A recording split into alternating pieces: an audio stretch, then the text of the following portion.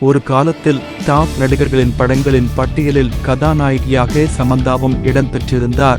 இப்போது அவர் மயோசிட்டிஸ் என்ற நோயால் பாதிக்கப்பட்டு இருந்ததால் சினிமாவில் இருந்து விலகியிருந்தார். ஆனாலும் சமந்தா அவ்வப்போது சமூக வலைத்தளங்களில் புகைப்படங்களை வெளியிட்டு ரசிகர்களை ஈர்த்து வந்தார். சமீபத்தில் விஜய் தேவர்கொண்டா உடன் குஷி படத்திலும் நடித்திருந்தார்.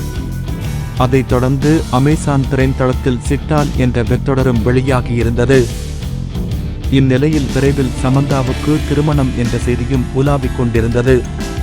ஆனால் இது பற்றி சமந்தா எதுவுமே வெளிப்படையாக கூறாமல் இருக்கிறார்.